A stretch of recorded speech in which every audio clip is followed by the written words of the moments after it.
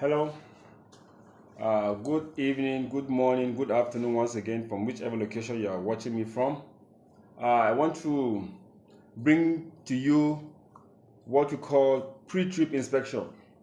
Yes, when I say pre-trip inspection, in a layman's language, it simply means before you start your car, you need to check. And what are those items, small things you need to check in your car before you start the car? Those items are very vital. These are the things that when you know, you can even buy a car and drive the car for 10, 15, 20 years without having any major issues. There are some people buy car within 1 year, 2 years, and then the car begins to develop fault because they don't know much about the car. So when we say pre-trip inspection, before you start the car, check. And what are those things you are checking? You need to check your engine oil. It's very important. The engine oil, we are going to explain in details too. The engine oil it has a dipstick.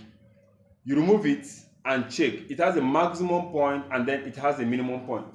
So you must make sure that the oil is always gauge. This is the container, yes, and then it goes like this: maximum and then minimum, maximum and minimum. This is the engine oil. This is the dipstick. So you bring it out in the morning and check if the oil is gauged or not. We are going to explain in details the engine oil. Then also, let's go radiator, water. You need to check the water and make sure that the coolant is there, the water. Without the water in the car can go in flame and then there will not be cooling. Everything on this earth wants to be cool at a certain point in time. The engine, when you begin to drive the car for a very long time, it becomes very hot, and then the engine needs to be cool. So the radiator houses the water. So the radiator needs to be checked before you start your car in the morning. Then also we're going to explain about the hydraulic. The hydraulic is a liquid that helps in the brake. We'll explain that too in details. Yes. So we're saying pre-trip inspection, we are listing them one after the other, and then we'll explain subsequently in our next class. The hydraulic, the liquid that helps in the brake. Yes, the brake cannot just fail. Yes, there are factors that can make the brake fail. It's just that so many drivers tend to neglect those signs. Then also, let's go power steering oil. The oil that helps the steering to become soft. Some people, when they are driving, when the steering becomes very stiff, you will see them developing biceps and triceps. Their hand will become very big like this. Before the inception of the power steering oil or power steering cars, you will see all those cars, people are using their strength to turn the steering. But the power steering oil helps the steering to become soft. So you need to also check that in the morning and make sure it's gauged, or if it's not gauged, and then you now find a solution to it. We're also going to explain about the lights, the headlights, the brake light, the reverse light, and all the lights in the car. It's going to be a topic on its own. So you need to wake up in the morning, check your trafficators, and make sure they are working.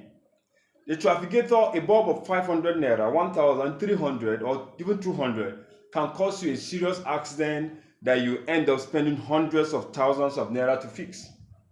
So you must make sure also that the trafficator works. All you need to do is just to wake up in the morning and then check whether trafficator is working or not. Then also we'll talk about the brake light. You match your brake, somebody goes behind and see if the two lights, that the brake lights, are flashing. The brake light tells the person behind you that you are slowing down. Yes, that's the function of the brake light. But it's quite unfortunate that so many people driving, so many drivers, their brake light is not functioning. I'm going to explain to you the importance of brake light. If your brake light fails and it's not working, and if somebody hits you from behind, it's supposed to be the fault of that person. But at the end, the case can go against you because your brake lights are not functioning. Then also, we talk about the headlight. There are people that don't go out in the night. But if a situation warrants, there's an emergency, you need to go out in the night, then you put on the headlight is not functioning. What do? We'll explain that also in details. Trafficator, headlight, reverse light. Then also, you need to we're going to explain the importance of having the AC in the car, the importance of AC and what the wiper. They are very, very important. You won't know the importance of AC in the car until when it begins to rain. Until when it begins to rain and you're like up to 4 or 5 in the car. We're going to explain the importance of AC and what do you call it, the wiper. Then also the battery too cannot be left out. The battery is an important component that helps the car to start. If the battery is not working, if the battery is going down, if the battery has gone down, the car will not start. And mind you, if your car is an automatic car, you cannot push an automatic car for it to start. It is only a manual car that can be pushed to start. We're going to explain the battery in details. Then also we're going to explain the importance of what? The triangle. When we say triangle, it simply means what? The C caution. When we say C caution, C and then caution. The C there stands for car. You need to have 2 in the car. When your car breaks down on the road, one should be at the front and the one at the back. So you need to have the triangle also in the car. We're also going to explain the importance of fire extinguisher. It's also part of the pre-trip. Importance of fire extinguisher. Yes, you check all that. And then also the importance of spare tire. There are so many people that are driving, they don't have spare tire in the car. You need to have your spare tire. You need to check your spare tire and make sure it's in your boot and the spare tire is okay before you set your car in motion to your office. The importance of horn cannot be overemphasized. There are locations you need to press the horn. There are locations you don't need to press horn. We are going to be explaining that word in details. Yes, places you press horn, places you don't press horn. At the end of this class, if you have picked anything, enjoy this class, we would like you to please share it to your friends and family members. Press the follow button, like and share. Also, if there's anything you don't understand about your car, if there's any question you want to ask, drop it at the comment section. We will reply you. We are also here to tell you everything about your car, free of charge.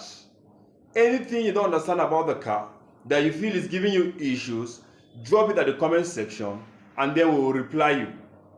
Thank you very much. Like this video, share this video, and then press the follow button. See you in our next class.